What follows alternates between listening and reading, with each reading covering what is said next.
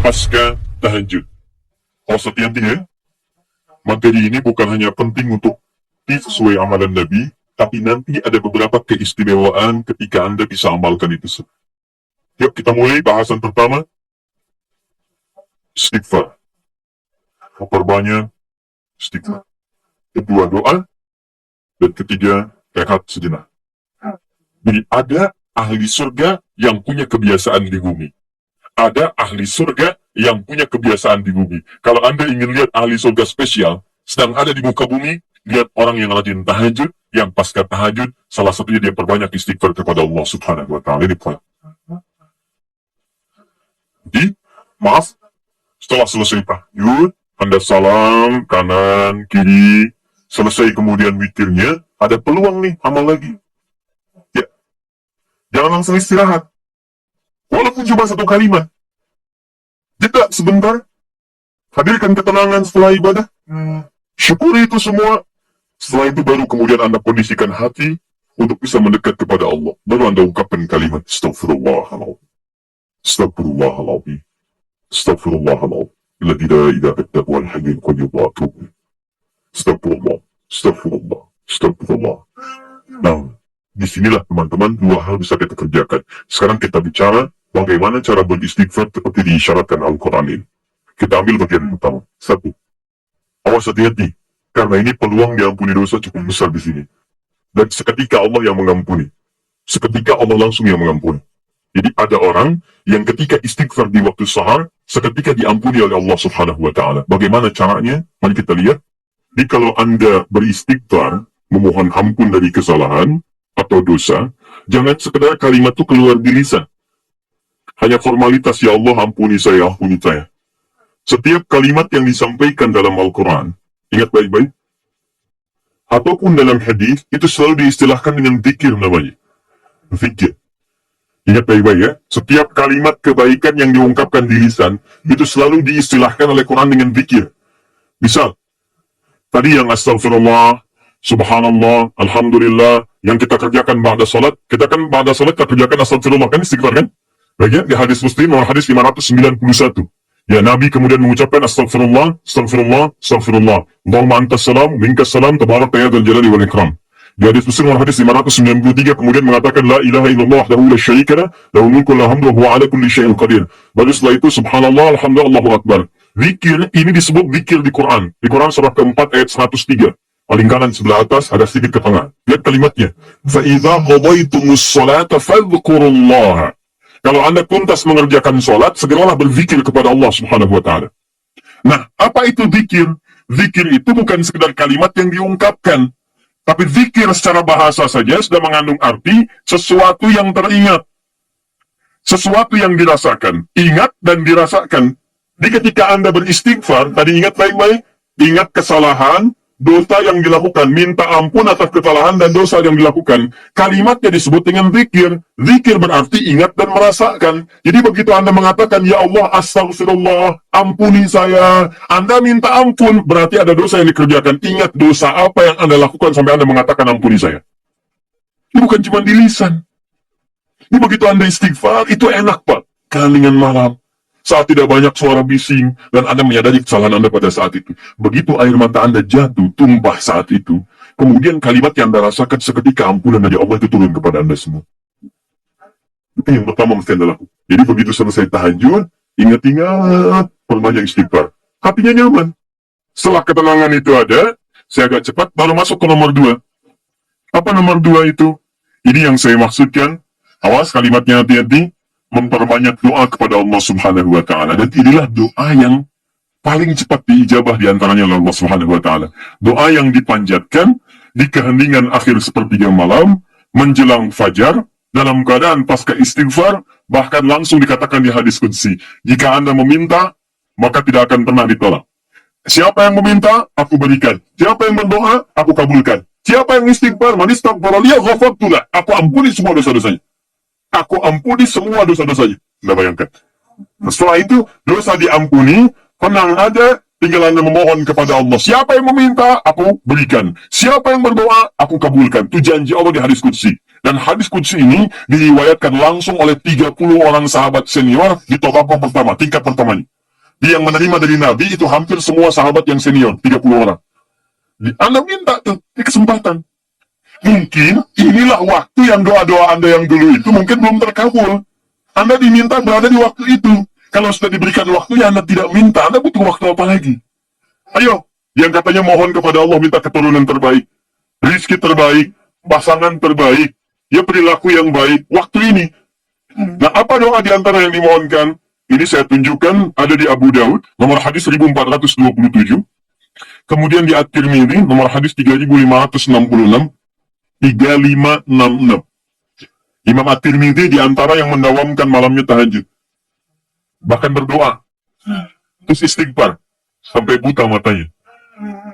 Ya, orang bertanya, Syekh lima hakada, kenapa Anda masih seperti ini?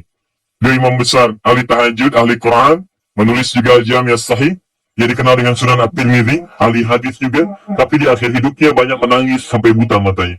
Ditanya kenapa sampai begini? Kata beliau, saya khawatir dan takut ketika diwafatkan dan menghadap kepada Allah belum cukup bekal saya dipandang oleh Allah Subhanahu wa Ta'ala. Ada seorang imam sampai menangis mata buta. Ditanya kenapa? Takut saat pulang bekalnya belum cukup. Ya, coba lihat kita. Imam bukan, makmum kadang-kadang. Cita-cita masuk surga, surganya Firdaus bersama Nabi lagi. Berapa amalannya dibandingkan dengan orang-orang soleh terdahulu? Paham? Hai. Kemudian ada juga di An-Nasa'i. Kalau At-Tirmidzi nama aslinya bukan At-Tirmidzi, nama aslinya Muhammad.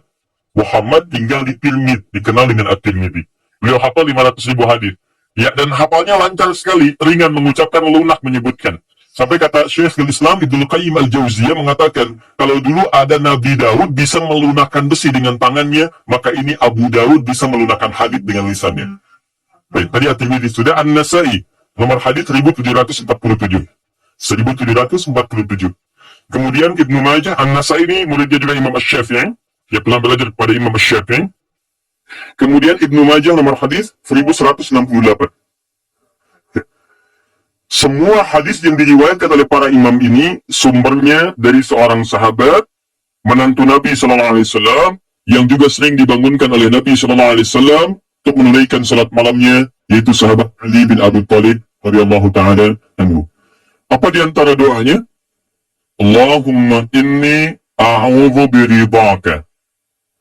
Ya, Ali bin Abi Thalib mengajarkan doa dari Nabi sallallahu alaihi wasallam setelah kemudian tahajud, setelah beristighfar kepada Allah, lalu doa pertama yang disampaikan bukan doa permintaan lain-lain dulu, tahan dulu yang lainnya.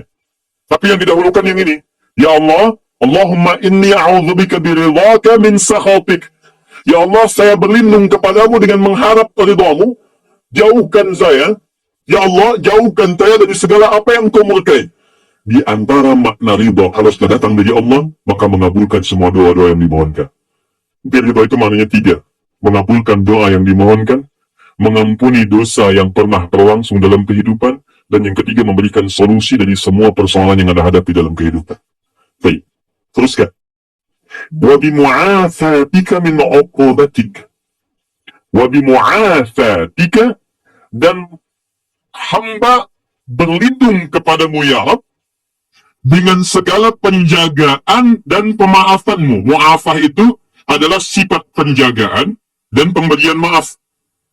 Anda dijaga oleh security, terjaga, nyaman Anda. Anak dijaga orang tua, nikmat, nyaman. Tapi apakah selamanya bersama security? Tidak. Selamanya bersama orang tua, mungkin terpisah. Kalau Anda titipkan diri Anda kepada Allah, maka siapa yang bisa mengganggu Anda dalam kehidupan? Maka Anda memohon kepada Allah, ya Allah, tolong jaga hamba ya Allah. Dan kalau salah, tolong maafkan hamba. Dan yang lebih hamba mohonkan, tolong jaga hamba dari uqubatik, dari hukuman-hukuman. Nah, hukuman dunia dan siksa akhirat itu disebut dengan uqubah. Maka Anda bermohon kepada Allah, ya Allah, kalau ada perilaku saya yang tidak baik, yang bisa menghadirkan percepatan hukuman di dunia, Tuhan lindungi saya. Lindungi saya. Karena Anda tidak tahu sedang mengerjakan apa yang mungkin Allah murka dengan Anda. Dan kalau ada jalan kembali saya, yang berpotensi menghadirkan hukuman abadi di akhirat, mohon lindungi saya, jaga saya dan maafkan kesalahan saya. Karena kalau cuma dijaga nggak ada pemaafan, masuk juga ke situ. Tapi ketika Anda dimaafkan dari kesalahan-kesalahan Anda, dijaga oleh Allah ketika saat itu, maka nikmat yang Anda peroleh pada saat itu. Paham ya? Maka ini kalimat setelah itu Anda puji Allah. La uhsi sana'an alaik. Ya Allah, saya tak mampu menghitung kebaikan, kemuliaan, dan pujian darimu. Karena itu pujian yang disampaikan karena kebaikan berlimpah yang tak terukur, yang tidak terukur. Seakan-akan Anda katakan, ya Allah, Engkau sudah banyak berbuat baik kepada saya, ya Allah, saya nggak bisa ngitung, ya Allah. Saya nggak bisa ngitung. Anta kama asnaita ala nafsik, hitungannya sesuai dengan apa yang kau hitung saja. Saya tak mampu menghitung. Tapi mohon ya Allah, di balik segala kebaikan yang tak terhitung itu, saya minta kepadamu ya Allah, tolong jaga saya ya Allah dari segala hukumanmu, dan tolong ridhoi saya dan jaga saya ya Allah dari segala hal-hal yang mengundang murkamu. Itu yang paling indah. Maka sejak saat itu, insya Allah Anda akan dijaga dalam kehidupan harian Anda. Setelah itu silahkan bebas mau minta apa. Masalah dunia, ya Allah besok saya mau ujian ya Allah, mohon mudahkan ya Rabb. Yang ketiga, ingat setelah tadi, istighfar, kemudian berdoa, setelah itu rehat sejenak untuk persiapan subuh. Jadi begitu sudah istirahat sejenak, nanti begitu subuh sudah segar kembali kita. Segar, enak, nyaman. Begitu Allah Allahu Akbar, subuh sudah siap. Kalau wudhu batal, perbaiki wudhu. Kalau tidak, kita sudah dalam keadaan tenang. Boleh. Sandaran. Nah, itu sunnah. Ketika Anda melakukan itu karena petunjuk hadits, maka Anda dapat pahala. Paling enak. Tidur dapat pahala. Bayangkan. Sandaran dapat pahala. Itu paling indah. Nah, saya pernah lakukan ini, teman-teman sekalian. Itu waktu di pesantren tuh. Ya, malam ke masjid. Kalau ujian orang ke kelas, kadang-kadang dia ke kelas sampai larut malam, saya ke masjid. Bawa buku juga kita. Ya. Kemudian malamnya sholat. Ya, kemudian setelah itu kita istighfar, berdoa, minta. Ketiduran tuh sebentar. Ya, kalau ke masjid itu kenapa ketiduran di masjid paling enak? Karena menjelang subuh pasti orang ke masjid semua kan? Pasti bangun tuh. Baik. Hampir setiap saya tertidur itu selalu bermimpi. Kerjain soal. Bangun lagi. Alhamdulillah. Sholat. Begitu masuk ruangan ujian, soalnya persis seperti yang dilihat tadi malam. Udah selesai. Karena satu kali dibagikan, udah dibagikan kayak semalam nih. Saya isiin aja tuh. Begitu selesai bagikan, saya selesai mengerjakannya. Sebilang saya selesai, Pak. Selesai katanya. Kan baru saya bagi, tapi saya selesai. Diambil oleh beliau, dilihat. Nah, sementara ke depan dulu, ya. Kamu duduk di depan di sini. Tolong lihat teman-teman yang sedang mengerjakan ujian. Bapak beresin administrasi dulu. Selesai. Tapi itu nyaman. Enak gitu, ya. Saya anjurkan teman-teman, adik-adik terutama yang masih kuliah, mesti dekati Allah. Karena Allah yang punya pengetahuan. Dekati yang punya, maka Anda akan diberikan hal yang terbaik. Itu ada rumusnya di Quran surat kedua Al-Baqarah, di ujung ayat 282. Paling kiri sebelah bawah, paling ujung. Wattaqullah wa yu'allimukumullah. Tingkatkan takwamu kepada Allah, maka Allah akan mengajarkan pengetahuan kepadamu. Apa di antara mana takwa itu? Tambah ibadahnya. Di antara tahajud. Makanya orang tahajud dibuka dengan kalimat takwa. Tadi Quran surah 51 ayat 15. Innal muttaqina fi jannatin wa uyun. Sebagian orang takwa tinggal di taman surga. Apa amalannya? Innahum kanu qabla dzalika muhsinin. Kanu qalilan minal laili ma yahja'un. Sedikit tidurnya, bangun malam. Wabil ashari hum yastaghfirun, istighfar. Nah, saya sarankan, walaupun Anda dalam beraktivitas keseharian, setelah itu istighfar, sebelum rehat, perbanyak doa. Doa, maaf ya maaf, sekali lagi. Kalau di pekerjaan ada kesulitan, minta saat itu. Di rumah tangga ada masalah, minta saat itu. Ya, dalam kehidupan ada persoalan, minta saat itu. Walaupun tidak ada apa-apa dalam kehidupan dunia, minta surga terbaik yang di akhirat. Maka ini di antara sunnah, setelah Anda kerjakan itu, saya katakan pada Anda, insya Allah akan terjadi perubahan dalam hidup Anda minimal di hari itu. Gak percaya silakan, saya akan coba, demi Allah saya katakan. Silakan coba, bedakan rasanya, rasakan bedanya, dan pasti akan terasa bedanya. Bangun malam ini, siapkan, kompak dengan keluarga, Anda kompak aja, kita bangun jam sekian ya, anak-anak kita bangun aja deh, kita bangunin. Siapin misalnya bangun setengah 3, bangun jam 3, kita sholat. Walaupun 2 rakaat lu nggak apa-apa, weekend 1 rakaat, tapi kita amalkan ini. Silahkan dicek ya, demi Allah saya katakan, maka di hari itu akan terjadi perubahan pada diri Anda ketika Anda mengerjakan seperti apa yang tadi disampaikan. Cek, di rumah akan tenang, diri Anda pun akan lebih nyaman, pekerjaan akan lebih tertib, dan keberkahan akan hadir dalam kehidupan Anda. Itu yang menyebabkan Uthman bin Affan, Abdurrahman bin Auf, Tamim ad-Dari, dan sahabat yang lainnya tidak pernah meninggalkan sholat malam selama hidupnya. Bahkan tidak ada yang paling indah kecuali mereka berada di malam hari sampai menuntaskan tahajudnya dengan khatam Al-Quran.